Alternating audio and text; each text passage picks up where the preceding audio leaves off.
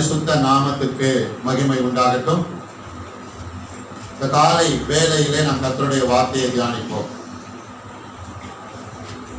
தேவ செய்தியினுடைய தலைப்பு கர்த்தருடைய ஆசீர்வாதம். கர்த்தருடைய ஆசீர்வாதம். கவனியுங்கள், செய்திக்குள்ளே நாம் செல்வதற்கு முன்பாக லூக்கா புஸ்தகம் 21வது அதிகாரம் 1 - 4 வரை எடுத்துக்கொள்வோம். லூக்கா 21வது அதிகாரம் 1 - 4 வரை. அவர் கண்ணேறிட்டு பார்த்தபோது ஐஸ்வர்யவான்கள் காணிக்கை பெட்டியிலே தங்கள் காணிக்கைகளை போடுகிறதை கண்டார். ஒரு ஏழை விதவை அதில் 2 காசை போடுகிறதையும் கண்டு, இந்த ஏழை விதவை மற்ற எல்லோரை பார்க்கிலும் அதிகமாக போட்டாள் என்று மெய்யாகவே உங்களுக்கு சொல்லுகிறேன். அவர்கள் எல்லோரும் தங்கள் பரிபூரணத்திலிருந்து தேவனுக்கென்று காணிக்கை போட்டார்கள். இவளோ தன் வறுமையிலிருந்து தன் ஜீவனத்துக்கு உண்டாய் இருக்கிறதெல்லாம் போட்டுவிட்டாள் என்றார். இவளோ தன் வறுமையிலிருந்து தன் ஜீவனுக்கு உண்டாயிருந்ததையெல்லாம் போட்டுவிட்டாள் என்றார். சுருக்கமா சொல்ல போனா, ரொம்ப பேர் போட்டாங்க. போடுறதுக்கு முன்னாடி யோசிச்சு போட்டாங்க. எப்படி யோசிச்சு போட்டாங்க? இந்த காரியத்துக்கு இவ்வளவு வேணும், இந்த காரியத்துக்கு இவ்வளவு வேணும், அதை வாங்க இவ்வளவு வேணும், இந்த பொருளை வாங்க இவ்வளவு வேணும், அதுக்கு இவ்வளவு தேவை, இதுக்கு இவ்வளவு தேவைன்னு யோசிச்சு அந்தந்த காரியத்துக்கு எடுத்து வச்சுட்டு அப்புறம் எவ்வளவு போடணும்னு சொல்லி அவங்க யோசிச்சு வச்சிருந்தாங்களோ அதை எடுத்து என்ன செஞ்சாங்க? போட்டாங்க. ஆனால் இந்த ஸ்திரியோ தன்னிடத்தில் இருந்த 2 காசை, அவகிட்ட எத்தனை காசு இருந்ததா? 2 காசு, அவ்வளவுதான் இருந்தது. இதுல சாப்பாட்டுக்கு வேணுமே, வேற செலவுக்கு வேணுமே, வேற காரியத்துக்கு வேணுமே, வேற பொருள் வாங்க வேணுமே, நாளைக்கு தேவைப்படுமே, எதை குறித்தும் இந்த ஸ்திரீ யோசிக்காமல் சிந்திக்காமல் தன்னிடத்தில் இருந்த 2 காசையும் அப்படியே என்ன செய்தாலாம்? எடுத்து போட்டு விட்டார். கவனிங்க,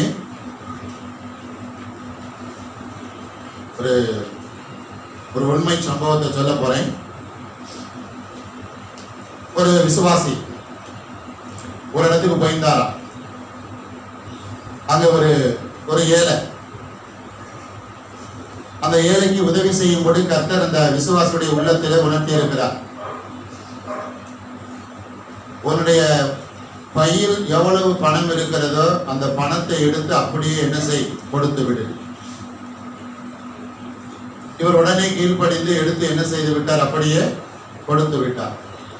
கொடுத்து விட்டு வீட்டுக்கு வந்த உடனே அவருடைய மனம் என்ன செய்ய ஆரம்பித்ததாம்? தடுமாற ஆரம்பித்தது. கொடுக்கும் போது யோசிக்காம எல்லாத்தையும் கொடுத்துட்டு வந்துட்டாரு. ஆனா வீட்டுக்கு வந்ததுக்கு அப்புறம் எல்லாத்தையும் எடுத்து என்ன பண்ணிட்டோம்? கொடுத்துட்டோம். எல்லாத்தையும் கொடுத்துட்டோமே. கொடுக்கும் போது ஆண்டவர் சொன்னபடி செயல்பட்டு இருக்கிறார். வீட்டுக்கு வந்ததுக்கு அப்புறம் பாருங்க, பிசாசு பேச ஆரம்பிச்சிட்டான், மாம்சத்துல கிரியை செய்ய ஆரம்பிச்சிட்டான். ஆமா, கவனிங்க, ஆண்டவருக்கு இவ்வளவு கொடுக்கணும் முடிவு பண்ணிட்டீங்கன்னா கொடுத்துட்டு அதை என்ன செஞ்சிடணும்? சத்தமா சொல்லுங்க, பின்னாடி கவனிக்கிறீங்களா? கொடுத்துட்டு மறந்துடணும். கர்த்தருக்கு நீங்கள் கொடுத்து விட்டு அதை அதாவது எவ்வளவு கொடுத்தோன்றதை மறந்துடணும். கொடுத்ததுன்னா மொத்தத்துல கொடுக்கறத மறக்க சொல்லல. எவ்வளவு கொடுத்தோம், அது ஆயிரக்கணக்கில் இருந்தாலும் சரி, லட்சக்கணக்கில் இருந்தாலும் சரி, கோடிக்கணக்கில் இருந்தாலும் சரி, இவ்வளவு கொடுத்த நினைக்க கூடாது. இவ்வளவு அப்படின்னு நினைக்க கூடாது. இவ்வளவு சொன்னாலே நான் அதிகமா கொடுத்திருக்கிறேன் அந்த எண்ணம் வந்துடும். அதை மறந்துடும் சொன்னவன். அந்த ஏழை விதவி தன்னிடத்தில் இருந்த 2 காசையும் எடுத்து போட்டார். மற்றவர்கள் தங்களிடத்தில் இருந்த அந்த பரிபூரணத்தில் இருந்து கொஞ்சமா எடுத்து போட்டாங்க. கொஞ்சம் இருக்கிறதுல எடுத்து கொஞ்சம் போட்டாங்க. இவளோ தன்னிடத்தில் இருந்த 2 காசையும் எடுத்து போட்டா என்று. அதனாலதான் இந்த சம்பவம் பைபிள்ல வந்திருக்கு. இதை இயேசு கோடிட்டு காட்டுகிறார். இயேசு இதை என்ன செய்கிறார்? கோடிட்டு காட்டுகிறார். ஆகையால் என்ன சொல்ல வருகிறேன் என்றால், கர்த்தருக்கு பிரியமான தேவ ஜனமே, ஏழை விதவை கொடுப்பதிலே இருக்கிற அந்த வாஞ்சை, ஆண்டவருக்கு கொடுப்பது, ஆலயத்துக்கு கொடுப்பது, சபை கட்டுவதற்கு கொடுப்பது, ஊழியக்காரனுக்கு கொடுப்பது, விதவைக்கு கொடுப்பது, திக்கற்றவர்களுக்கு கொடுப்பது, கைவிடப்பட்டவர்களுக்கு கொடுப்பது, இத வாஞ்சை இருக்க வேண்டும், அதுல ஆர்வம் இருக்க வேண்டும். ஆகையால் கொடுப்பதை ஆண்டவர் கவனித்துக் கொண்டே வருகிறார். ஆகையால் பிரயோஜனமான காரியங்களுக்கு கொடுப்பதில் கஞ்சத்தனமோ பிசினித்தனமோ கணக்கு பார்க்கிறதோ இருக்க கூடாது. கர்த்தர் உணர்த்திட்டாலும் அள்ளி போட்டுறணும். பாருங்க, அள்ளி போட்டுறணும். கவனிங்க, இந்த சம்பவத்தை ஆண்டவர் கோடிட்டு காட்டுகிறார். ஆகையால் நீங்களும் கொடுக்கிறதுல இந்த ஸ்திரியை போல செயல்படும் பொழுது கொடுத்த உங்களை ஆண்டவர் வெறுமையாக என்ன செய்ய மாட்டார்? விட மாட்டார். விளங்கிக் கொள்ளுங்கள். கொடுத்த பிள்ளைகளை கர்த்தர் வெறுமையாக விட மாட்டார். வெறுமையாக விட மாட்டார். ஆமா, பெரிய ஆசீர்வாதம், பெரிய நன்மைகள் நிச்சயமாக என்ன செய்யும்? வரும். ஏதோ உங்களை கவர்றதுக்காக இல்லைன்னா உங்களை வசப்படுத்துறதுக்காக நான் இப்படி என்ன செய்யல, பேசல. இதுதான் சத்தியம், இதுதான் உண்மை. கொடுங்கள், அப்பொழுது உங்களுக்கு என்ன செய்யப்படும்? கொடுக்கப்படும். இல்லையா? கர்த்தர் பெரிய காரியங்களை செய்வார். கர்த்தருக்கு கொடுக்கணும் முடிவு பண்ணிட்டீங்கன்னா அப்புறம் யோசிக்கவே கூடாது. முன்னாடி வச்ச காலை பின்னாடி வைக்க கூடாது. ஆமா, கொடுப்பதிலே வளர்ச்சி. இப்ப நான் தசம பாகத்தை மட்டும் சொல்லல, காணிக்கையும் சேர்த்தே சொல்லிட்டு இருக்கிறேன். புரியுதா? கடைசி வரைக்கும். ஆமா, 10 ரூபாய் என்ன செய்யக்கூடாது? முடிவு பண்ணக்கூடாது. ஆமா, எவ்வளவு முடிவு பண்றீங்க? நீங்க எவ்வளவு முடிவு பண்றீங்க? பாஸ்டர் தந்திரமா பேசி நம்ம கிட்ட வாங்க பாக்குறாரு அப்படின்னு நீங்க நினைச்சீங்கன்னா, அப்படி யாராவது நினைச்சா பிசாசு உங்களை இப்ப என்ன பண்ணுது? ஆமா, டைவர்ட் பண்ண பாக்குறான். கவனம் தேவை. கர்த்தருக்கு ஸ்தோத்திரம். அதனால நீங்க மாறிட்டீங்கன்னா எல்லாமே என்ன செஞ்சிடும்? மாறி. நீங்க மாறிட்டீங்கன்னா உங்க பொருளாதாரத்தினுடைய உயர்வு மாறிடும். உங்க ஐஸ்வர்யத்தினுடைய வளர்ச்சி பாருங்க, நல்ல நிலைமையில வந்துடும். காதுள்ளவர்கள் கேட்க கடவர்கள். கர்த்தருடைய ஆசீர்வாதம். 129வது சங்கீத புஸ்தகம் 8வது வசனம். கர்த்தருடைய ஆசீர்வாதம் உங்களுக்கு உண்டாவதாக. கர்த்தரின் நாமத்தினால் உங்களை ஆசீர்வதிக்கிறோம் என்று பரிபோக சொல்லுவதும் இல்லை. கர்த்தருடைய ஆசீர்வாதம் உங்களுக்கு உண்டாவதாக. உண்டாவதாக. கர்த்தர் நல்லவர். கர்த்தருடைய ஆசீர்வாதம். யாருடைய ஆசீர்வாதம்? கர்த்தருடைய ஆசீர்வாதம். நான் கர்த்தருடைய ஆசீர்வாதம். இதில் ஒரு 3 குறிப்பு. எத்தனை குறிப்பு? 3 குறிப்பு. கடந்த வாரத்துல என்ன தலைப்பில் நாம் கர்த்தருடைய வார்த்தையை நாம் தியானித்தோம்? கர்த்தருடைய பந்தியை நினைவு கூறுதல். கவனிக்கிறீங்களா? கர்த்தருடைய ஆசீர்வாதம் ஒரு 3 குறிப்பு சொல்றேன். பாதுகாப்பு, பெருக்கம், சேமிப்பு. பாதுகாப்பு, பெருக்கம், சேமிப்பு. 3 முக்கியமா இல்லையா? முக்கியம் சொல்றவங்க கையை வைத்து ராமன் சொல்லுங்களேன். பாதுகாப்பு முக்கியம், பெருக்கம் முக்கியம், சேமிப்பும் முக்கியம். சேமிப்பு இல்லாததுனாலதான் கையேந்த வேண்டிய நிலைமை என்ன செய்யுது? வருது. காதுள்ளவர்கள் செய்தி உங்களுக்கு மட்டும் இல்ல, எனக்கும் சேர்த்துதான். இந்த செய்தியை நான் ஆயத்தப்படுத்தும் பொழுது ஆவியானவர் எனக்கு உணர்த்தினாரு, உனக்கும் சேர்த்துதான் அப்படின்னு தெளிவா சொன்னார். நானும் இதுல கடைபிடிக்க வேண்டிய விஷயம் இருக்கிறது. கவனிங்கள், கர்த்தருடைய ஆசீர்வாதம். 129வது சங்கீத புஸ்தகத்தை கவனிப்போம். 1 கவனிப்போம். என் சிறு வயது தொடங்கி அநேக தரம் என்னை நெருக்கினார்கள். சொல்றது யாரு? தாவீது. அவன் சிறு வயது முதலே அவன் நெருக்கப்பட்டிருக்கிறான். யாரால்? எதிரிகளால், அவனுக்கு விரோதமாய் எழும்பின மனிதர்களால். என் சிறு வயது தொடங்கி அநேக தரம் என்னை நெருக்கியும் என்னை மேற்கொள்ளாமல் போனார்கள். என் சிறு வயது தொடங்கி அநேகர் என்னை நெருக்கினார்கள், எனக்கு விரோதமாய் எழுப்பினார்கள், எனக்கு விரோதமாய் கூடினார்கள். ஆனாலும் என் சிறு வயது தொடங்கியும் எனக்கு விரோதமாய் என்னை நெருக்கினவர்களை, ஒன்றாக கூடினவர்களை கர்த்தர் என் மேலே கை போடாமல் என்ன செய்தார்? என்னை காத்துக்கொண்டார். எத்தனை பேருக்கு புரியுது? அப்படின்னா சங்கீதம் 129 1 2 இதுல தாவீது சொல்லுகிற அந்த பாருங்க விஷயம் எதை குறிக்குது? தாவீதுக்கு கர்த்தர் கொடுத்த பாதுகாப்பு. அமைஞ்சல போறீங்க, பாதுகாப்பு, பாதுகாப்பு. பாருங்க, கர்த்தருடைய ஆசீர்வாதத்துல என்ன இருக்குது? பாதுகாப்பு இருக்குது. கர்த்தருக்கு பிரியமான தேவ ஜனமே, கர்த்தருடைய ஆசீர்வாதம் உங்களுக்கு பல நன்மைகளை கொடுக்கிறது. அதுல நான் சொல்லுகிற முதலாவது நன்மை என்பது பாதுகாப்பு.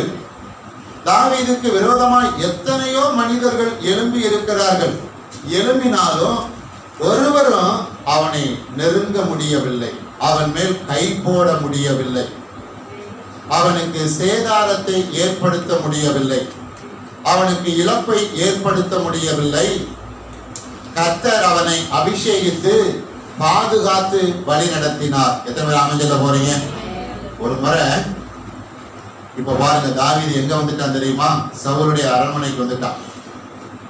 தாவீது மேல சவுலுக்கு என்ன இருந்தது? எரிச்சலும் முறுமுறுப்பும் பற்கடிப்பும். ஏனென்றால் கர்த்தர் தாவீதை அபிஷேகம் செய்து விட்டார். அவன் அடுத்த ராஜாவாக மாற போகிறான். அதை சவுலால் என்ன செய்ய முடியவில்லை? ஏற்றுக்கொள்ள முடியவில்லை. ஒரு முறை என்ன செய்கிறான்? சவுல் ஈட்டியினாலே என்ன செய்கிறான்? தாவீதை குத்த போகிறான். அங்கேயும் இருந்து தாவீதை கர்த்தர் என்ன செய்தார்? பாதுகாத்தார். எத்தனை ராமதில போறீங்க? கவனியுங்கள், பவுல் சென்ற 3 பிரயாணங்கள், கப்பல் பிரயாணங்களில் ஒரு பிரயாணத்துல சமுத்திரத்துல பயங்கரமான கடல் கொந்தளிப்பும் காற்றும் வந்து பவுலும் அவனோடு பயணித்த மனிதர்கள் இருந்த அந்த கப்பல் என்ன செய்து விட்டது? உடைந்து விட்டது. ஆனால் பவுலை ஆண்டவர் கரை சேர வைத்தார். எத்தனை அமைஞ்சல போறீங்க? பாதுகாப்பு. உங்களுக்கும் எனக்கும் கர்த்தர் என்ன வச்சிருக்கிறாரு? பாதுகாப்பு. உலகத்துக்குள்ள என்னென்னமோ நடக்குது, நம்ம தேசத்துல என்னென்னமோ நடந்துகிட்டு இருக்கு, நம்ம இருக்கிற மதுரை பட்டணத்துல என்னென்னமோ நடந்துகிட்டு இருக்குது. ஆனா அது மத்தியில ஆண்டவர் உங்களை என்ன எப்படி வச்சிருக்கிறாரு? பாதுகாப்பாய் வைத்திருக்கிறார். எத்தனை ஆமஞ்சல போறீங்க? நல்லா விளங்கி கொள்ளுங்க. 11 மாசம் முடிஞ்சிருச்சு இல்லையா? ஆமா, இன்னைக்கு 12வது மாசம் தொடங்கிருச்சு. தேதி 1. கடந்த 11 மாதங்கள் கர்த்தர் உங்களை என்ன செய்தார்? சத்தமா சொல்லுங்க.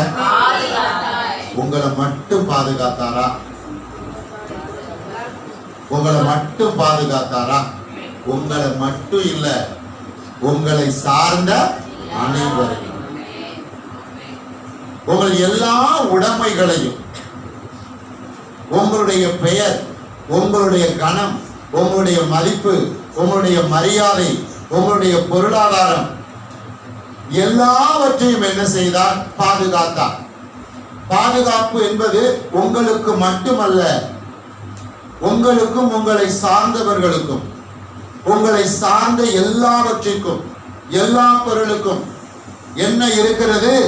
பாதுகாப்பு. பாருங்கள், கர்த்தரும் பிசாசும் பேசிக்கொள்ளுகிறார்கள். யோபு புஸ்தகம் 1ஆம் அதிகாரத்தில் நான் சொல்லுகிற சம்பவம் இருக்கிறது. இப்ப பிசாசை பார்த்து கர்த்தர் கேட்கிறாரு, என் தாசனாகிய யோபுவை கண்ணமிட்டாயா, கண்ணோக்கி பார்த்தாயா அப்படின்னு. ஆமா, நீ போய் இப்ப என் தாசன் மேல கை போடலன்னா போடு. பிசாசு இப்ப கர்த்தரை பார்த்து கேக்குது பாருங்க, என்ன ஆண்டவரே, நல்லா அவனை வேலி அடைச்சு வச்சிருக்கிறீங்க, அவன் குடும்பத்தார் பிள்ளைகளை வேலி அடைச்சு வச்சிருக்கிறீங்க, அவன் கால்நடைகள் வயல் தானியம் சொத்து பத்து எல்லாத்தையும் என்ன அடைச்சு வச்சிருக்கிறீங்க?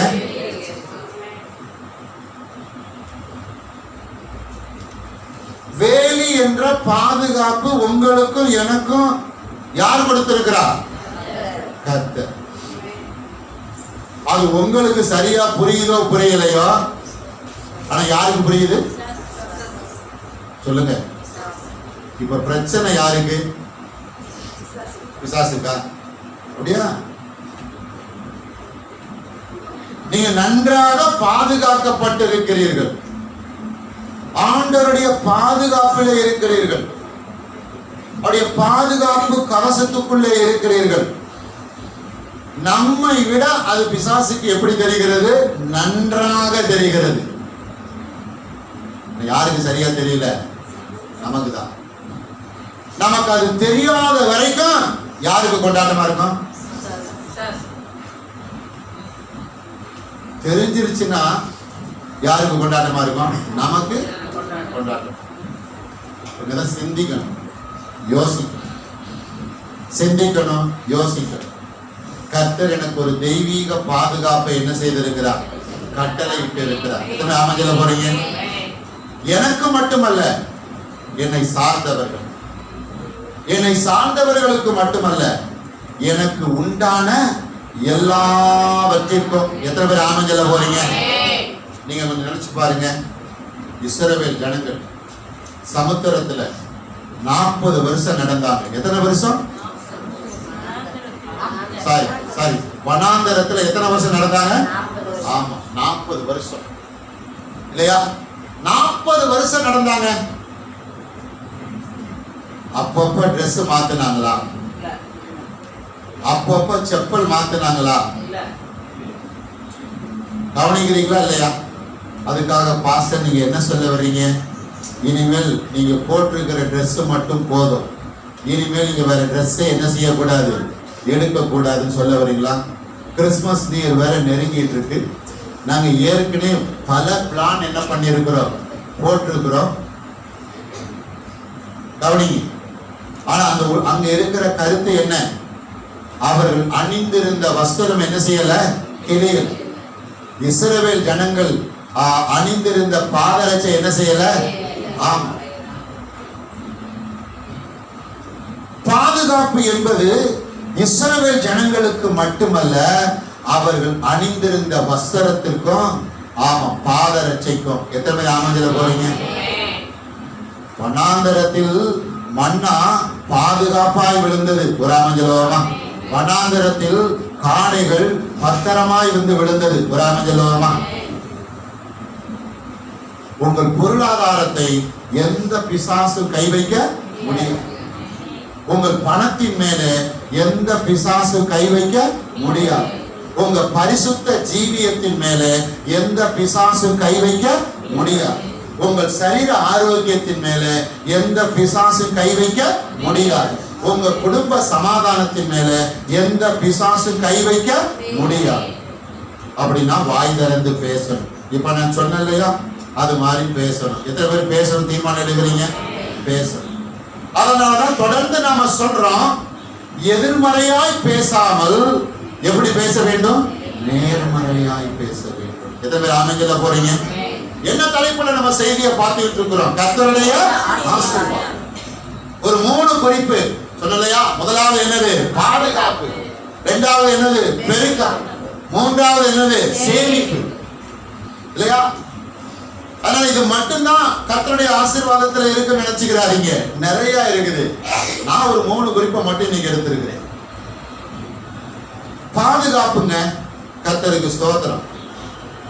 வேதம் சொல்லுகிறது, உங்கள் அனுமதி இல்லாமல் உங்கள் தலையில் இருக்கிற மயிர் ஒன்று கூட கீழே என்ன செய்யாது. உடனே நீங்க எல்லாரும் என்ன செய்யக்கூடாது, பார்க்க கூடாது. புரியுதா? அது வேற, இது வேற. கர்த்தர் எப்படி பாதுகாப்பை குறித்து எப்படி வாக்கு பண்ணி இருக்கிறார். ஆகையால் நீங்கள் சொல்ல வேண்டும், பிசாசு சொன்னது போல. என்ன பாஸ்டர்? பிசாசு சொன்னது போல. பிசாசு கர்த்தரை பார்த்து என்ன சொன்னது? நீங்கள் யோபுவையும் யோபுக்கு உண்டான எல்லாவற்றையும் என்ன அடைத்திருக்கிறேன்? வேலி அடைத்து. வேலி அடைத்து. என் கூட சேர்ந்து நீங்க சத்தமா சொல்ல போறீங்க. எல்லாம் ரெடி ஆகிட்டீங்களா? கர்த்தர் எங்களை அவருடைய பாதுகாப்பினாலே வேலி அடைத்திருக்கிறார். எங்களை மட்டுமல்ல, எங்களை சார்ந்தவர்களையும் எங்களுடைய பொருளாதாரத்தையும் சேர்த்து வேலி அடைத்திருக்கிறார், பாதுகாத்து வருகிறார். ஒரு ஆமென் சொல்லுங்களேன். நீங்க விசுவாசமா சொல்லி அப்படியே விசுவாசம் நீங்க செயல்பட்டுக்கிட்டே இருந்தீங்கன்னா, எதையாவது இழந்திருந்தாலும் எந்த மாசத்துல பெற்றுக்கொள்ளலாம்? சொல்லுங்க. பெற்றுக்கொள்ளுவேன். இந்த டிசம்பர்ல பெற்றுக்கொள்ளுவேன் சொல்றவங்க மட்டும் கையை உயர்த்தி டிசம்பர்ல பெற்றுக்கொள்ள. ஆமென். பெற்றுக்கொள்வேன் சொல்லிட்டு சும்மா இருக்க கூடாது, அதுல உறுதியா இருக்கணும். ராமஜல ஸ்திரத்தன்மையும் உறுதியும் நிச்சயம் தான் எதுவாய் மாறுகிறது? விசுவாசமாய் மாறுகிறது. காதுள்ளவர்கள் கேட்க கவனிங்க.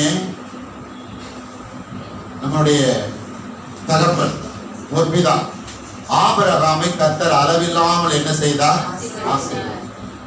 யார் மத்தியில வைத்து ஆசீர்வதித்தார்? புறஜாதி மத்தியில. கவனிக்கிறீங்களா? யார் மத்தியில? புறஜாதி மத்தியில. அந்த புறஜாதி மத்தியில கர்த்தர் தாவீதையும் அவன் குடும்பத்தாரையும் அவருடைய ஆஸ்தி அந்தஸ்தையும் எப்படி வைத்திருந்தார்? பாதுகாப்பாய் வைத்திருந்தார். புரிஞ்ச ஒரு ஆனந்தம். எந்த பிரஜாதியரும் ஆபிரகாம் மேலேயோ அவன் குடும்பத்தார் மேலேயோ அவன் உடைமைகள் மேலேயோ அவன் ஆஸ்தி அந்தஸ்து மேலேயோ கை வைக்க. எத்தனை பேர் ஆமென் சொல்ல போறீங்க? உங்களுக்கு விரோதமாய் பிசாசுகள் எழும்பலாம். உங்களுக்கு விரோதமாய் சில மனிதர்கள் மனுஷிகள் எழும்பலாம். உங்களுக்கு விரோதமாய் சில காரியங்கள் எழுப்பி வரலாம். நஷ்டத்தை கொண்டு வர வேண்டும் என்று, கஷ்டத்தை கொண்டு வர வேண்டும் என்று, இழப்பை ஏற்படுத்த வேண்டும் என்று. ஆனா அப்பொழுது நீங்கள் உறுதியாக சொல்ல வேண்டும், இயேசுடைய ரத்தத்தினாலே எங்களை என்ன செய்கிறார்? ஆமென். மறைத்து இயேசு எங்களுடைய எல்லா விதமான உடைமைகளையும் எல்லா விதமான காரியத்தையும், ஆமா, எங்களுடைய பேர் புகழ் மதிப்பு மரியாதை பரிசுத்தம் எல்லாவற்றையும் இயேசுடைய ரத்தத்தினால என்ன செய்கிறார்? வேலி அடைத்து பாதுகாக்கிறார். பிசாசு சில வேளை உங்களுடைய நற்பெயரை கெடுக்கிறதுக்கு என்ன செய்வான்? முயற்சி பண்ணுவோம். உங்கள் நற்பெயர் மேலே ஆண்டவர் வைத்திருக்கிற அந்த பாதுகாப்பை குலைத்து உங்களுடைய பெயரை கெடுத்து உங்களை ஒரு தாழ்ந்த நிலைமைக்கு கொண்டு வர வேண்டும் என்று பிசாசு என்ன செய்வான்? முயற்சிப்பான். பிசாசு என்பவன் நன்மை செய்கிறவன் அல்ல, அவன் எப்போது என்ன செய்கிறவன்? தீமை செய்கிறவன். ஆகையால் சொல்ல வேண்டும், கர்த்தர் என்னுடைய நற்பெயர் மேலே அவருடைய பாதுகாப்பை என்ன செய்திருக்கிறார்? கட்டவிழ்த்திருக்கிறார். எதுவுமே ஆமா சொல்றீங்க? பாருங்க, நேத்து நான் என்னுடைய ஸ்டேட்டஸ்ல ஒரு ஒரு ஒரு மேட்ரு வச்சிருந்தேன். பாருங்க, தீமை செய்தவர்களுக்கு எப்படி தீமை செய்யலாம், அதற்கான நேரம் எப்படி கிடைக்கும் என்று சிந்தித்துக் கொண்டிருக்கிறவர்கள் தங்கள் வாழ்க்கையில துன்பத்தை தொலைத்து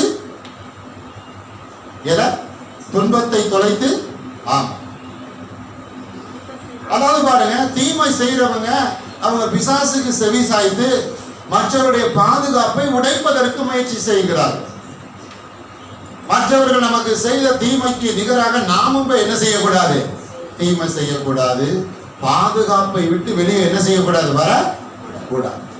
எத்தனை பேர் ஆமென் சொல்ல போறீங்க? ஆமென். பாதுகாப்புக்குள்ளே இருக்க வேண்டும். இயேசு பாருங்க, கர்த்தருடைய வசனம் உங்களுக்கு பாதுகாப்பு, அவருடைய வார்த்தை உங்களுக்கு பாதுகாப்பு, அவருடைய சத்தியம் உங்களுக்கு பாதுகாப்பு, இயேசுடைய ரத்தம் உங்களுக்கு பாதுகாப்பு, அவருடைய நாமம் உங்களுக்கு பாதுகாப்பு, அவருடைய அபிஷேகம் உங்களுக்கு பாதுகாப்பு, அவருடைய பரிசுத்தம் உங்களுக்கு பாதுகாப்பு. இதை விட்டு பிசாசு உங்களை வெளியே கொண்டு வருவதற்கான எல்லா முயற்சிகளையும் செய்வான். நீங்கள் என்ன செய்யக்கூடாது? ஆமா, நான் சொல்லுவேன், உங்க வாய், உங்க நாக்கு, உங்க உதட நீங்க கவனமா வச்சுக்கிட்டீங்கன்னா நீங்க எப்படி இருப்பீங்க? யாருமே ஆமென் சொல்லலையே. யாராவது சொல்லி என்ன பாசங்க பிடிக்காத ஒரு வார்த்தையை நீங்க என்ன பண்றீங்க? பேசு. அப்படியா? கவனிங்க. நாவு, வாயி, அப்புறம் என்னது? உதடு. இத சரியா வச்சுக்கிட்டா பாதுகாப்பு இருக்கு. எத்தனை ஆமென் சொல்ல போறீங்க? சாத்தான் கர்த்தர் கொடுத்த பாதுகாப்பை உடைப்பதே நாவின் மீறுதலினாலே, உதட்டின் மீறுதலினாலே, வாயின் மீறுதலினாலே. அதனால நாவு, வாய், உதட எப்படி பயன்படுத்தணும், என்ன வார்த்தையை சொல்லி பயன்படுத்தணும், அதுல ரொம்ப கவனமா இருக்கணும். பாருங்க, ரொம்ப கவனமா இருக்கணும். கர்த்தருக்கு ஸ்தோத்திரம். பாதுகாப்பை பலப்படுத்துவதும் கர்த்தர் கொடுத்த பாதுகாப்பை பலவீனப்படுத்துவதும் நாம் செயல்படுகிற முறையில் தான் என்ன செய்கிறது? இருக்கிறது. கெர்ச்சிக்கிற சிங்கம் எவனை விழுங்கலாம் என்று சுற்றி தான் தெரிகிறான். உள்ள வரல.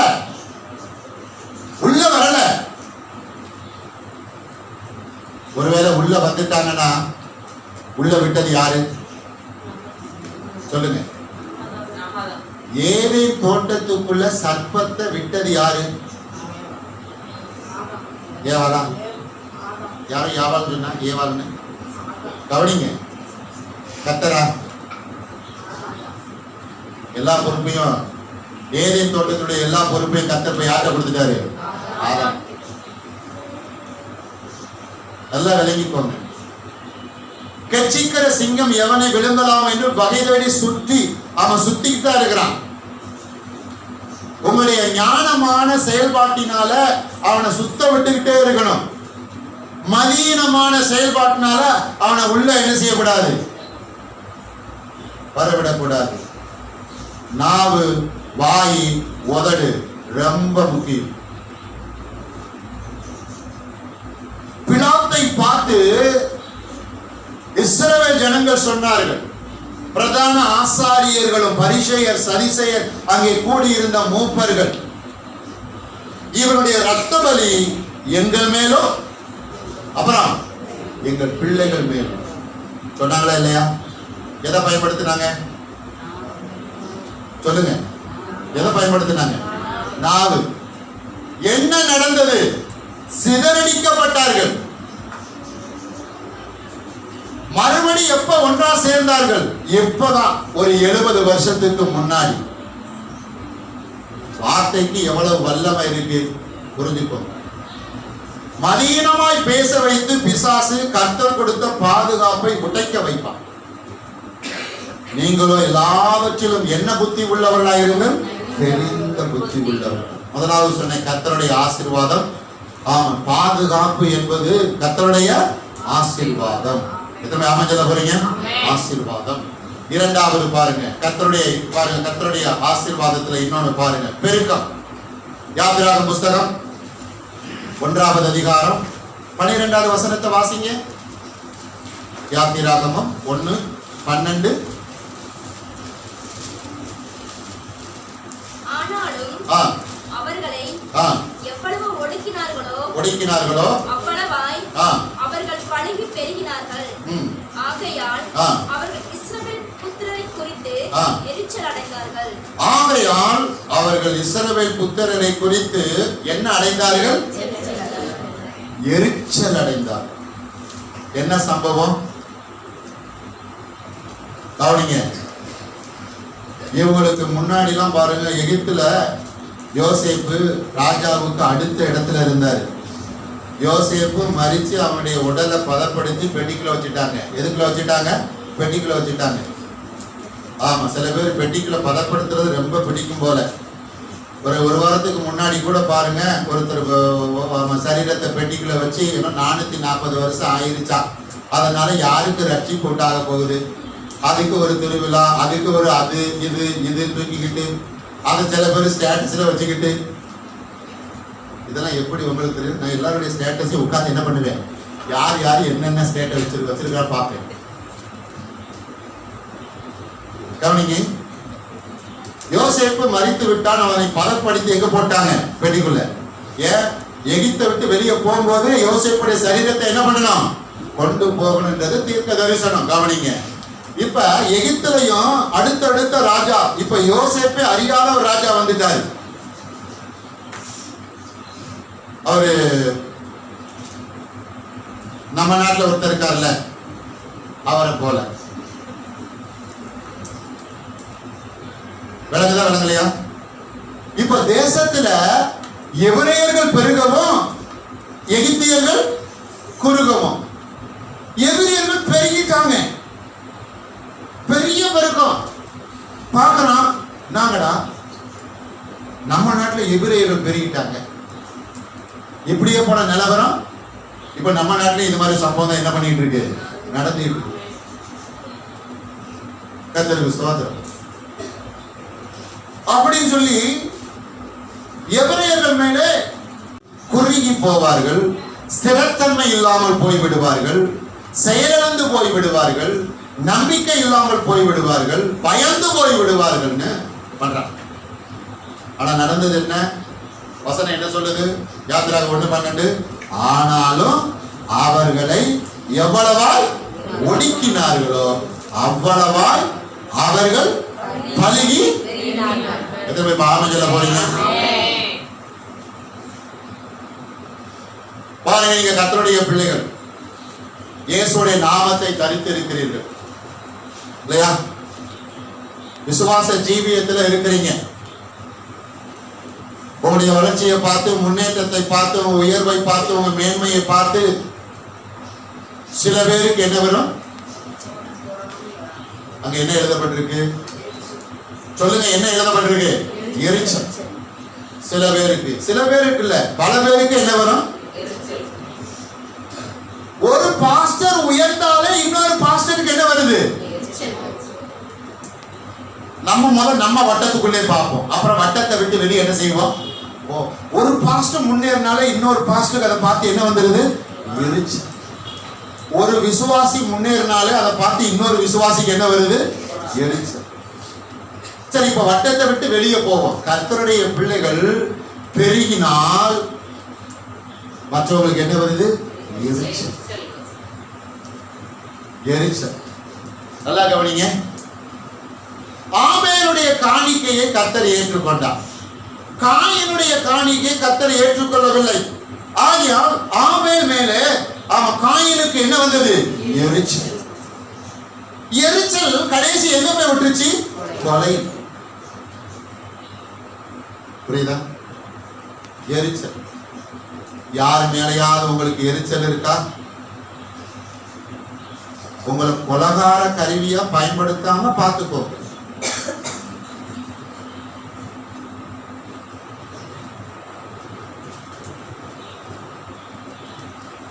அதாவது பட்டயம் இல்லாமலே என்ன செய்யலாம்? குத்தலாம். எப்படி குத்தலாம்? புரியுதா? எரிச்சல். இஸ்ரவேல் ஜனங்கள் பெருகிக் கொண்டே இருக்கிறார்கள். அதை பார்த்து எகிப்து தேசத்தினுடைய ராஜாவுக்கும் அங்கே இருக்கிறவர்களுக்கு என்ன உண்டாகிறது? எரிச்சல். இன்னொரு ரீதியில சொல்றேன், கொஞ்சம் பேர் உங்களை பார்த்து என்ன படட்டும்?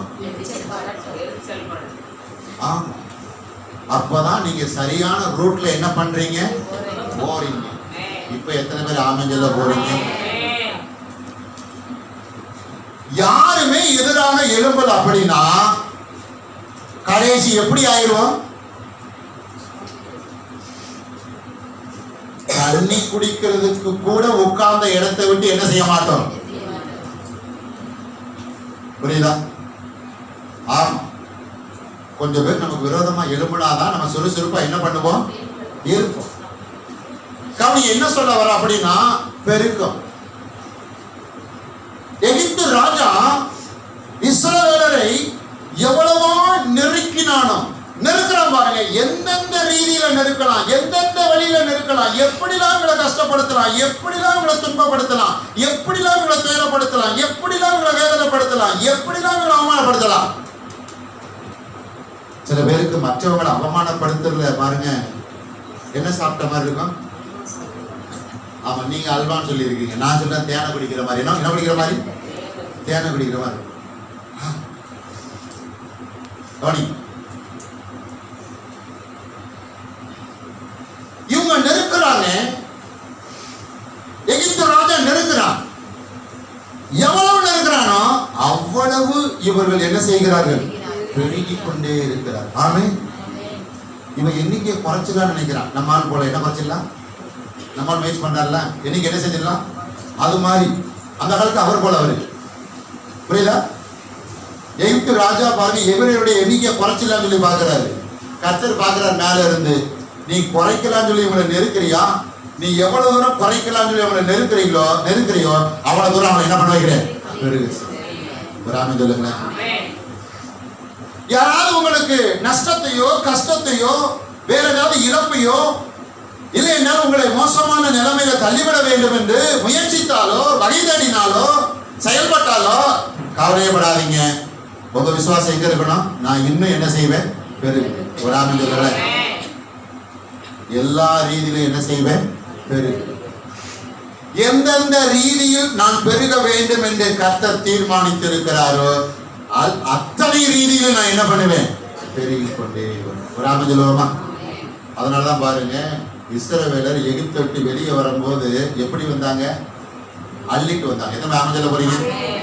ஆமா. பெருக்க உங்களை அல்ல வைக்கும். எத்தனை அமைச்சல போறீங்க? ஆமா. பெருக்க உங்களை எத்தனை பேர் பெருக விரும்புறீங்க? பின்னாடி எத்தனை பேர் பெருக விரும்புறீங்க? பெருக்க உங்களை என்ன செய்ய வைக்கும், சொல்லுங்க சொல்லுங்க, அல்ல வைக்கும். இயேசு நாட்கள்ல பாருங்க பகல் வேலையில போய் பாருங்க பேதர்கிட்ட சொல்றாரு, வலைய போடுறாரு. என்னாண்டவரே ராம் முழுவதும் என்ன பண்ணோம், பிரயாசப்பட்டோம், ஒண்ணும் கிடைக்கல. ஆகிலும் உங்களுடைய வார்த்தைப்படி என்ன செய்யற, வலைய போ. அது நாங்களா வெறுவலை வந்துச்சா பொருள். சிலர் சொல்லுவாங்கல்ல, ஆள் இல்லாத டீ கடையில் என்ன ஆக்குவாங்க சொல்லுவாங்க பார்த்தீங்களா, காமெடிக்காக. வெறுமலை இழுத்தானா பேதரு, இழுக்க முடியல, அல்லுனா பாருங்க. கொஞ்ச நாளைக்கு முன்னாடி கடலுக்குள்ள மீன் பிடிக்க போகும்பொழுது இப்படியாப்பட்ட ஒரு சம்பவம் நடந்ததாம். எத்தனையோ டன் மீன் வந்து அகப்பட்டு இழுக்க முடியாம கப்பல்ல பாறை ஏறி சில டன் மீனை மறுபடியும் எங்கேயே விட வேண்டியதாயிடுச்சான், கப்பல்ல விட வேண்டியதாயிடுச்சான். ஆமா, பெருக்கவங்களை என்ன செய்ய வைக்கும், அல்ல வைக்கும். இஸ்ரவேல் ஜனங்கள் எகிப்திலே பெருகினார்கள்.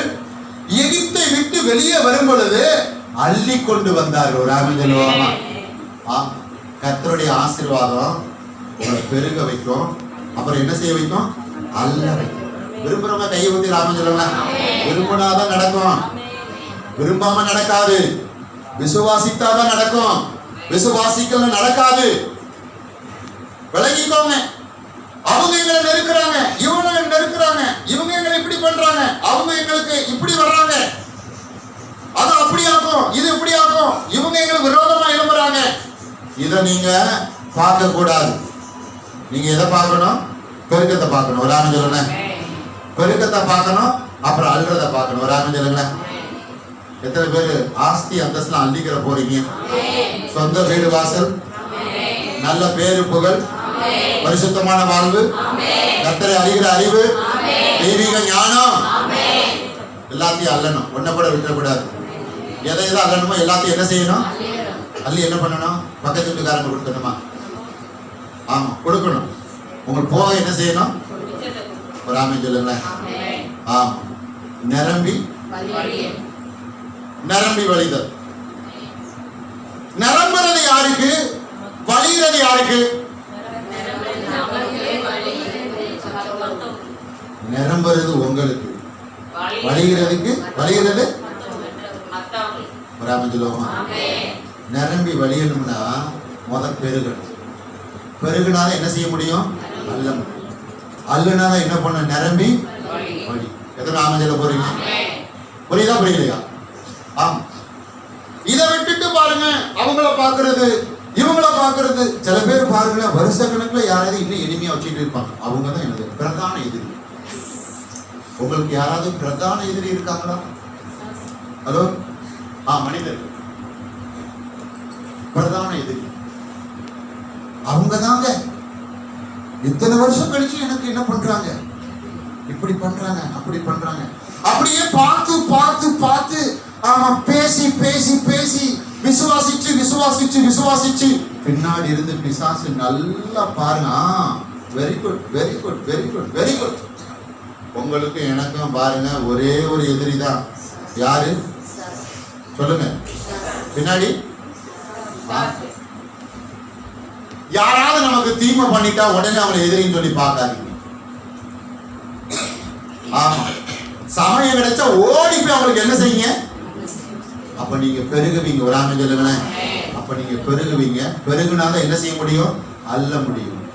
அள்ளுனாதான் நிரம்பி வழி. புரியுதா? இதெல்லாம் அன்புக்குள்ள இருக்கிறது. அன்பு சம்பந்தப்பட்டது. உலகம் அன்பை வேற மாதிரி சொல்லுது. புரியுதா? உலகம் அன்பை வேற மாதிரி திருத்தி சொல்லுது பாருங்க.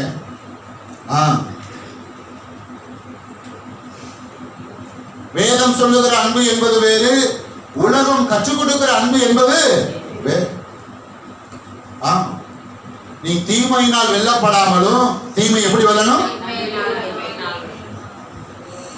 பொறுமையா இருந்தாங்க பாருங்க. 440 வருஷம் 400 வருஷம் அப்புறம் பாருங்க வெளியே வர்றதுக்கு ஒரு 40 வருஷம் இப்படி ஆயிடுச்சு. பொறுமையா எபிரேயர் போய் எகிப்தியருக்கு எதிர்த்து நிக்கல. எங்களை அடிக்கிறீங்க, உதைக்கிறீங்க, கொலை பண்றீங்க, சாப்பாடு கொடுக்கல அப்படின்னு. அவங்களுடைய நோக்கம் என்னது? பெருகணும். ஒரு ஆமை சொல்லல. இஸ்ரவேலுடைய நோக்கம் என்னது? பெருகணும். பெருகினாதான் என்ன செய்ய முடியும்? வரும்போது மொத்தமா விட்டு என்ன செய்ய முடியும்? அள்ளணும். என்ன கவனிங்களேன், உங்ககிட்ட இருந்து பிசாசு எவ்வளவு அள்ளியிருக்கான். ஆவியானவர் சொல்றதை சொல்றேன். உங்ககிட்ட இருந்து பிசாசு நிறைய அள்ளியிருக்கான். அல்லானா இல்லையா? போட்டுமா சளிட்டா போட்டு விடக்கூடாது. மறுபடியும் என்ன செய்யணும் சொல்லுங்க? எல்லாத்தையும் அவன் அள்ளணும். வட்டி முதலமா சேர்த்து என்ன பண்ணணும்? அள்ளணும். இப்ப புரிஞ்சவங்க கையை ஊத்தி ராமன் சொல்லல. உங்ககிட்ட இருந்து பிசாசு திருடிய எல்லாவற்றையும் என்ன பண்ணணும்? திருப்பி என்ன செய்யணும்? ஆமா, நோட்டை எடுத்துக்கணும், பேனா எடுத்துக்கணும், கரெக்டா எழுதி வச்சு என்ன செய்யணும்? கணக்கு பார்த்து வாங்கணும். ஆமன் சொல்லல. திருப்பி வாங்கிடணும். சரி, இஸ்ரவேல் ஜனங்கள் வரும்போது அழித்து வந்தாங்க இல்லையா? கொள்ளையிட்டார்கள் இருக்கு. ஆனா உண்மை என்ன தெரியுமா? அவர்கள் எத்தனை வருஷம் இஸ்ரவேலர் எகிப்தியருக்கு வேலை செஞ்சாங்க? வேலை செஞ்சாங்க இல்லையா? உழைச்சாங்க இல்லையா? அதுக்கு உரிய சம்பளம். இத்தனை அமைச்சர போறீங்க. வரும்போது மொத்தமா சில பேர் பாருங்க, இந்த வெளிநாட்டு வேலைக்கு போவாங்க. 2 வருஷம் 3 வருஷம் கழிச்சு வரும்போது ஓனர் என்ன பண்ணுவாங்க? 2 வருஷம் 3 வருஷம் சம்பளத்தை எப்படி வாங்கிட்டு வருவாங்க? மொத்தம். அது மாதிரி இவங்க மொத்தமா வரும்போது வாங்கிட்டு வந்தாங்க பாருங்க. இப்ப நீங்க பாருங்க, பிசாசு திருன்னு எல்லாத்தையும் மொத்தமா திருப்பி என்ன செய்யணும்? யாரு இந்த செயல்பாட்டுக்குள்ள வர்றா? இது ஆவிக்குரிய வாழ்க்கைங்க. எத்தனை பேருக்கு புரியுது? வட்டி மூலமா என்கிட்ட திருநது எல்லாத்தையும் திருப்பி என்ன செய்ய கொடு. இஸ்ரவேலர் கேட்டார்கள். கேட்ட உடனே எகிப்தியர்கள் எடுத்து என்ன செய்தார்கள்? கொடுத்தார்கள். நீங்க கேட்ட உடனே பிசாசு எடுத்து என்ன செய்யணும்? கொடுக்கணும். இதை நாம சொல்ல போறீங்க. நீங்கள் பெருகினால் என்ன ஆகும்? நரம்பு. ஒரு ஆமை சொல்லுங்களேன். நரம்புனாதான் என்ன செய்யும்? வலி. நரம்புனாதான் வலியும். ஆமா, முதல்ல கூட சேர்ந்து ஒரு அறிக்கை பண்ணிடுவோம். கர்த்தர் எங்களை தெய்வீக பாதுகாப்பினால் நிரப்பியிருக்கிறார். கர்த்தர் எங்களை பெருக செய்கிறார். எங்களுக்கு விரோதமாக சாத்தான் எழும்பினாலும் கவலை இல்லை. எங்களுக்கு விரோதமாக மனிதர்கள் எழுப்பினாலும் கவலை இல்லை, அதற்கு மாறாக நாங்கள் பெருகுவோம், அள்ளுவோம், பெருகுவோம், அள்ளுவோம், பெருகுவோம், அள்ளுவோம், பெருகுவோம், அள்ளுவோம். இப்பயே நீங்க முடிவு பண்ணிக்கோங்க, எதெல்லாம் சாத்தாட்டு இருந்து அல்லணும், எதெல்லாம் உங்ககிட்ட இருந்து அள்ளிட்டு போனா அதை நல்லா கவனிச்சு உத்து பார்த்து அவன்கிட்ட இருந்து என்ன பண்ணணும், அள்ளிடணும். இந்த மாசத்துல அள்ளிடணும். ராமன் சொல்லுவாங்க. சரிங்க, அள்ளிட்டு சாத்தான் என்ன பண்ணணும், ஓட்டாண்டிய விட்டுடணும். எத்தனை பேர் நான் பேச புரியுது? நீங்க உலக ஜனங்கள் பாருங்களேன், எத்தனை பேர் பிசாசு என்ன ஆக்கி வச்சிருக்கிறான், ஓட்டாண்டி. அவன் இதுல தாங்க ரொம்ப கவனமா இருக்கிறான். கர்த்தருடைய பிள்ளைகளை என்ன யார் ஆக்கணும், ஓட்டாண்டியா. அதுக்கு அந்த ஜோல்னா பையி அந்த செப்பல் தெரியுமா, என்ன செப்பல், அடியே. அதுக்கு பைபிள் ஒன்று கண்டுபிடிச்சிட்டாங்க ஒரு வார்த்தை. என்ன வார்த்தை, அடி. நமக்கு அந்த வார்த்தையை சொல்றதுக்கு இப்ப எப்படி இருக்கு, வேதம் சொல்லுது ஆண்டு என்ன செய்ய, அனுபவி. நம்ம சொன்னாலும் அவன் சினிமாக்காரன் அனுபவி ராஜா, தப்பு இல்லை. நம்ம சொல்லல, அவன் சொல்லிட்டான். சரியா, நம்ம சொல்லல, அவன் சொல்லிட்டான். கவனிங்க, எத்தனை பேர் பெருகி அனுபவிக்க போறீங்க? பெருகி என்ன செய்யணும், அள்ளுனதை என்ன பண்ணணும், அனுபவிச்சு மற்றவங்களுக்கு கொடுத்து அவங்களே என்ன செய்ய சொல்லணும், அநேக சொல்லணும். புரியுதா? கடைசி ஒரு குறிப்பு பார்க்கணும், சேமிப்பு. உபாகம் புஸ்தகம் 28:8. இதோட நம்ம முடிச்சிடலாம். கர்த்தர் உன் களஞ்சியங்களிலும் நீ கையிடும் எல்லா வேலையிலும் உனக்கு ஆசீர்வாதம் கட்டளையிடுவார். உன் தேவனாகிய கர்த்தர் உனக்கு கொடுக்கும் தேசத்திலே உன்னை ஆசீர்வதிப்பார். எல்லாரும் எடுத்துக்கொண்டீங்களா? உபாகம் 28:8 வசனம் எப்படி ஆரம்பமாகுது? கர்த்தர் உன் களஞ்சியம்னா என்ன நினைக்கிறீங்க? களஞ்சியம். அரசாங்கம் கூட சொல்லுதுங்க, சேமிப்பு களஞ்சியம். சொல்லுதா இல்லையா? இந்த நெல்லு அரிசியில அரசாங்கம் கொண்டு போய் சேர்த்து வைப்பாங்க இல்லையா, அதுக்கு பேர் என்னது? சேமிப்பு களஞ்சியம். அந்த காலத்துல நவதானியத்தை எல்லாம் என்ன பண்ணுவாங்க? சேர்த்து வைப்பாங்க, சேர்த்து வைப்பாங்க. இந்த உலகத்துக்கு முதல் முறையா சேமிப்ப அறிமுகப்படுத்தினது எது? யாரும் சொல்லல. எது?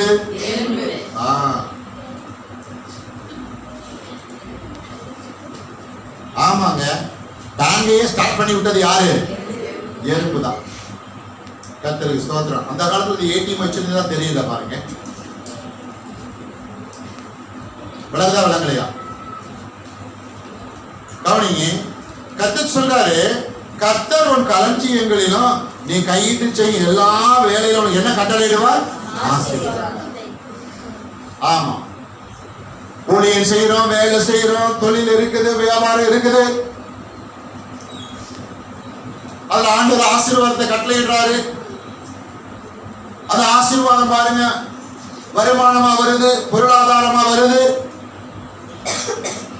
அப்புறம் எல்லா தேவைகளும் சந்திக்கப்பட்டு அப்புறம் எங்க வந்து சேருது? களஞ்சியத்துல வந்து சேருது. எத்தனை பேர் ராமஞ்சல போறீங்க? ஆமா, களஞ்சியத்துல. உங்களுக்கு பாருங்க, உங்களுக்கு ஒரு வரலாற்று ஒரு காரியத்தை சொல்லி கொடுக்கலாம்னு நினைக்கிறேன். உயரமான டெம்பிள் பார்த்துருக்கீங்களா? கோபுரம் பார்த்துருக்கீங்களா? கோபுர உச்சியில வரிசையா இருக்கும் ஒண்ணு, அது என்னது? கலசம். என்னது? கலசம். சரியா? அதுக்குள்ள என்ன இருக்கு? ஏன் அப்படி வச்சாங்க? காக்கா குருவி மைனா வந்து சாப்பிட்டு போட்டுனா வெள்ளம் வந்து சூழ்ந்துருச்சுன்னா, கையில இருக்கிற தானியம் எல்லாம் அழிக்கப்பட்டுச்சுன்னா, அதுக்கப்புறம் பாருங்க, வெள்ளம் வழிஞ்சு தரையெல்லாம் தெரிஞ்சதுக்கு அப்புறம் அந்த கலசத்துல இருக்கிற தானியத்தை எடுத்து என்ன செய்யணும்? இது நாம சொல்ல போறீங்க, கவனிங்க. அது மாதிரி எறும்பு என்ன பண்ணுதான்? மழை காலம் வர்றதுக்கு முன்னாடி என்ன காலம்? மாரி காலம். என்ன மாரியா? என்ன பாச மாறி? ஆமா, சம்மர். அப்பவே என்ன பண்ணுது? கொண்டு போய் எங்க வச்சிருது? ஆமா, குழியை தோண்டியது பாருங்க. எறும்பு சேர்த்து வைக்கிறதுக்கு தான் என்ன தோண்டுது? சொல்ல வரேன். சோதரம். நம்ம யாருக்கும் குழி தோன்றது? நமக்கு வேற யாராவது குழி தோண்ட என்ன பண்ணுவாங்க? ஆமா, கவனிங்க. சோதரம். யாராவது நமக்கு குழி தோண்ட முயற்சி பண்ணாலும் அந்த குழியில நம்ம ஒரு நாள் என்ன செய்ய மாட்டோம்? விட மாட்டோம். எத்தனை பேர் விசுவாசிக்கிறீங்க? கர்த்தருக்கு ஸ்தோத்திரம். கவனிங்க. அதனால நீங்க செய்யற காரியத்துல, அதுல வர்ற வருமானத்துல எல்லா தேவைகளும் சந்திக்கப்பட்டு அப்புறம் என்ன செய்யணும்? சேர்த்து வைக்கணும். ஒரு அமைஞ்சலோகமா சேர்த்து வைக்கணும். சேமிப்பு. கர்த்தருடைய ஆசீர்வாதத்துல 3வது குறிப்பு நான் என்ன சொன்னேன்? சேமிப்பு. ஒரு அமைஞ்சலோகமா சேமிப்பு. சேமிப்பு சேர்த்து வைக்கணும். ஒரு அமைஞ்சலோகமா. ஆமா, கர்த்தருக்கு ஸ்தோத்திரம். சேமிப்பு. கவனிங்க. இங்க ஒரு பையன் இருக்கிறான். அவருடைய கையில எத்தனை அப்பம்? 5 அப்பம். அப்புறம் எத்தனை? 2 மீன். தேவையெல்லாம் சந்திக்கப்பட்டு மிச்சம் எத்தனை? எத்தனை கூட? 12. அதனால நீங்க சேர்த்து வைக்கணும். உங்க பிள்ளைகளுக்கும் என்ன சொல்லி கொடுக்கணும்? சேர்த்து வைக்கிறது. சேர்த்து வைக்கிறது. ஆகையால் நீங்கள் கையிட்டு என்னெல்லாம் செய்கிறீர்களோ அதன் மூலமாக வருகிற வருமானம், பொருளாதாரம், எல்லா தேவைகளையும் சந்தித்து மிச்சம் என்ன செய்வீர்கள்? எடுப்பீர்கள். இது ஒரு சேமிப்பு. அப்புறம் எப்போதும் பாருங்க, வங்கி கணக்கில் ஒரு இருப்பு என்ன செய்யணும்? ஆமா, ஆங்கிலத்தில் என்ன சொல்லுவோம்? பேங்க் பேலன்ஸ் இருந்துகிட்டே இருக்கு. கண்டிப்பா இருக்கணும். பாருங்க, எல்லாம் கவனிங்க. நம்முடைய இந்திய ரிசர்வ் வங்கி தங்கத்தை வாங்கி என்ன செஞ்சு வச்சிருக்கு? குவிச்சு வச்சிருக்கு. உண்மை. ஏன்? அதாவது பணவீக்கம் வரும் பாத்தீங்களா? பணவீக்கம். அமெரிக்கா டாலர் பாருங்க, எழுச்சி வீழ்ச்சி. அப்படி வரும்பொழுது இந்த தங்கத்தை வித்து என்ன பண்ணிடுவாங்க? பணவீக்கத்தை சரி கட்டுறது. அப்போ தங்கத்தை வாங்கி சேர்த்து வச்சிருக்காங்க. சரி, உலகத்துல தங்கத்தை அதிகமா வாங்குற நாடு எந்த நாடு?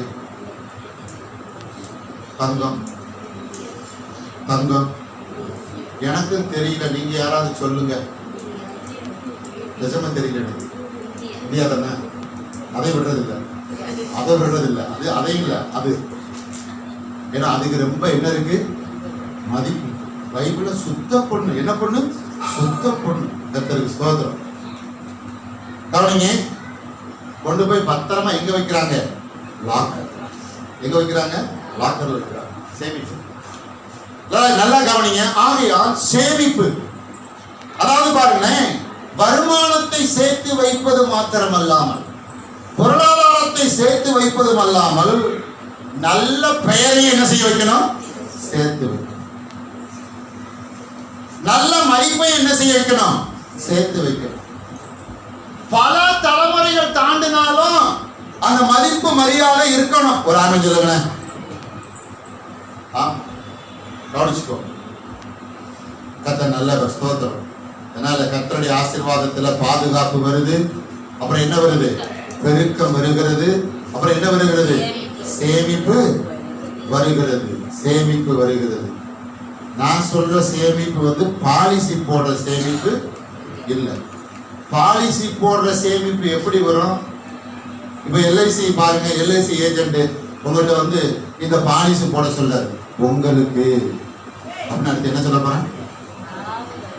ஏதாவது ஆயிருச்சுன்னா உங்களுக்கு ஏதாவது அப்படி என்ன சொல்ல வரோம்? ஒரு திடீர் நீங்க போயிட்டீங்கன்னா அள்ளி என்ன செய்வோம்? நான் அந்த சேமிப்பை சொல்லல. புரியுதா? நீங்கள் கையிட்டு செய்கிற வேலையில் உண்டாகிற வருமானம், அதிலே வருகிற சேமிப்பு. ஒரு ஆமென் சொல்லுங்களேன். ஆமா, சேமிப்பு வரும் பொழுது பற்றாக்குறை இருக்காது. சேமிப்பு இருக்கும் பொழுது ஆமா வாங்குகிற சூழ்நிலை என்ன செய்யாது, வராது. நீயோ கடன் வாங்காது இருப்பாய், அநேகருக்கு ஒரு ஆமீன். இப்ப கொடுக்கிறோம்னா சேர்த்து வச்சாலும் என்ன செய்ய முடியும், கொடுக்க முடியும். கர்த்தருடைய ஆசீர்வாதத்துக்குள்ள என்ன இருக்குது, சேமிப்பு. எத்தனை ஆமீன் சொல்ல போறீங்க?